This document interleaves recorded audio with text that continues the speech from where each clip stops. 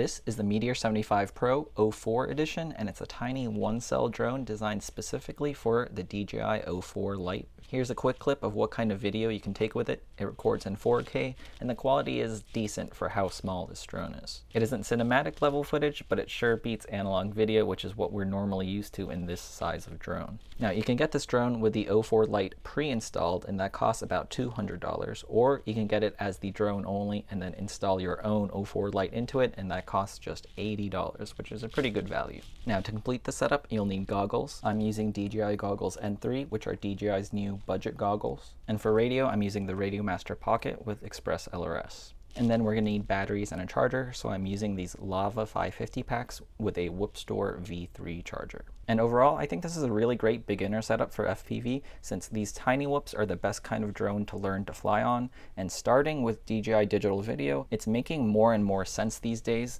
especially since these N3 goggles, they cost just $250 instead of the usual like $500 for the DJI goggles 3 or 2. So it's basically cheaper than ever just to start with DJI digital video and skip analog video. And so that's everything you need to get this Meteor 75 up in the air. But now, since I got the version of this drone without the O4 pre-installed, I had to do it myself. But Beta FPV has a step-by-step tutorial video on their website, so it was pretty easy, and it took me like 10 minutes to just put it all together. Now, a really common question is, how do I actually bind all of this together, since we have products from 3 different companies that all need to be linked up, and none of these come with any instructions in the box, so let's go through the binding process really quick. So first, we need to bind the drone with the radio. To put the drone in binding mode, we can power cycle the drone 3 times relatively quickly, and then the green LED on the drone will do these double flashes to indicate that it's in binding mode. Then on our Radio Master Pocket, we hit the Sys button and go into the Express LRS menu. Then we scroll down to find the bind button, and then we click on bind. Now the green LED on the drone should be solid green, indicating that it's bound. And then binding the goggles to the O4 Lite is pretty easy, since the O4 Lite has a bind button built into it, and the goggles also have a binding button, so you just have to click them at the same time and then they'll bind right up. And so yeah, this is a really easy way to get into drones with the DJI O4 video system. And before we take it on a flight, let's actually take a closer look at the Meteor 75. The 75 in the name comes from its size. It measures 75 millimeters motor post to motor post. And now they do offer this in a smaller version, the Meteor 65, so it's a little bit smaller. And in general, that's going to fly better indoors, but it'll have a lot lower flight time, maybe like 2 minutes or so. And so that's the trade-off you make when going for a smaller drone. And I'm happy with this little bit of a bigger Meteor 75 to get a little bit more flight time. Now, another really popular drone is the Pavo Femto. This is also a 75 millimeter class drone. This one is missing the O4 because I put the O4 on this onto the Meteor 75. Now, even though these are technically in the same size class, the Femto uses a 2-cell battery, and so it's a lot heavier, while this Meteor 75 is just a 1-cell drone, so it's a lot lighter. And after flying both,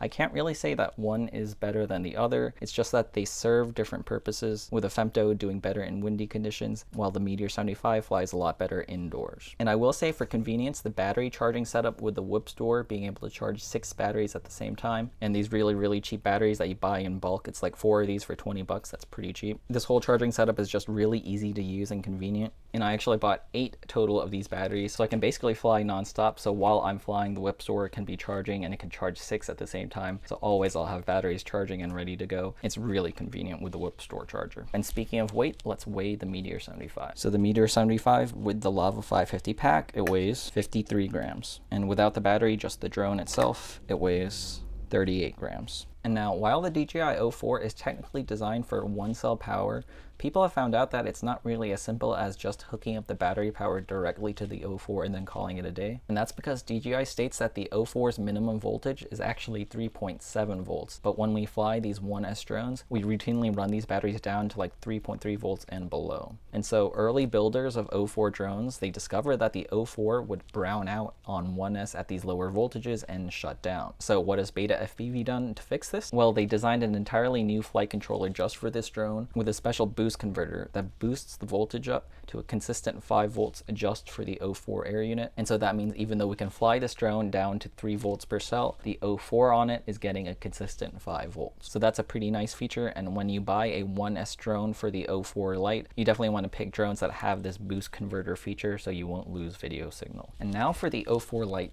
camera. The O4 Lite is super sensitive to vibrations, and so Beta FPV is doing their best to try and dampen the camera. It has the same silicone ball dampening that the Pavo Femto has, and it works sometimes, and sometimes it doesn't. Little things like how the O4 camera cable is positioned can affect how much vibration gets through to the camera. And if you have it positioned a little bit wrong, it can throw the O4 camera out of whack, and you can get some vibrations in the stabilized footage. It's really temperamental, and it's kind of hard to tell what works and what doesn't. If any of you have this drone and know of a better way to route the camera cable, please let me know. What I'm doing right now is I'm just tucking the cable into the canopy and trying to get it to not touch anything, and hopefully that minimizes the amount of vibration getting into the camera.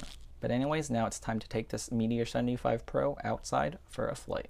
My first impression from flying this drone is just how quiet it is. Even though it's the same size as the Pavo Femto, because it's so much lighter, it makes a lot less noise. And the little noise it does make, it's so non-threatening that I think it'll make a really good gorilla whooper. And I'll definitely say that I'm not the best tiny whoop pilot out there, so I can't really push this Meteor75 to its limits, but as long as there's no wind, it feels really great in the air. Flight times for this drone are going to vary, especially depending on temperature and how low you run your batteries. I generally run my lipos down to 3.5 volts per cell, but for these 1S drones, a lot of people run them down lower to get that little bit of extra flight time, and because batteries are so cheap. For cruising around the park like you see here, and with me stopping at a relatively conservative 3.5 volts per cell, I'm getting 3 minutes of flight time. This is pretty much typical for drones in this size class, since small drones like this just aren't as efficient as bigger ones. And to counter this, people usually just buy a ton of batteries since they're so cheap and you can charge 6 of them at the same time. And it only takes a few seconds to swap out batteries, so it's not that much of a big deal. But if you do want longer flights, you should look at bigger drones like the Pavo Femto or the Pavo 20. And now, when flying this Meteor75, I did end up crashing twice. Both times I ended up flying into tree branches, and both times I was able to just immediately take off right away. But also both times, the antenna on the O4 popped off. The O4 antenna is just a UFL whip antenna, and that UFL connection just isn't very strong. So these little tumbles were enough to pop the O4 antenna off. Thankfully, the O4 doesn't fry when the antenna is removed and powered on. It's smart enough to not overheat itself. But also, because the antennas are so small, I wasn't able to find them on the ground, so I had to replace the antenna and get a new one every single time.